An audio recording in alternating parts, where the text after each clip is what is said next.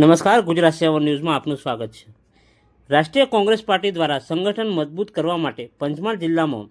જિલ્લા પ્રમુખશ્રી દ્વારા એક સંગઠનની મિટિંગ યોજાઈ હતી, જેમાં પંચમહાલ જિલ્લાના તાલુકા પ્રમુખ તેમજ સેલ પ્રમુખ તેમજ નગરપાલિકા સેલ પ્રમુખ દ્વારા એક મિટિંગનું આયોજન કરાયું હતું,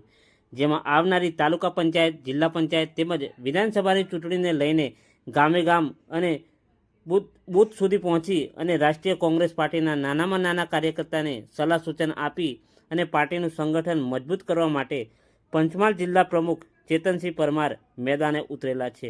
આવનારી 24 તારીખે આવનારા સિનિયર નેતાઓને ગોધરા ખાતે મીડિયા દ્વારા પ્રેસ ફોટોગ્રાફર તેમજ મીડિયા દ્વારા લાઈવ તેમજ કલોલ ખાતે એક મહા મિટિંગનું આયોજન કરેલ છે।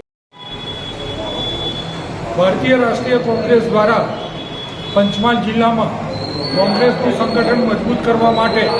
અને ગ્રાસરૂટ લેવલ પર પાર્ટીનું સારી રીતે કામ કરી શકે તેના માટે એઆઈસીસીના ઓબ્ઝર્વર તરીકે ડીએમ સંદીપને મૂકેલા છે, તેમજ તેમની સાથે પ્રદેશ કોંગ્રેસ સમિતિના 4 ઓબ્ઝર્વર આનંદભાઈ ચૌધરી, ભીખાભાઈ રબારી, ચંદ્રિકાબેન બારિયા તથા પીએમ પટેલ સાહેબને મૂકેલા છે, જેઓ તારીખ 24/4/2025થી તેમનો પંચમહાલનો પ્રવાસ શરૂ કરવાના છે। તે સંદર્ભે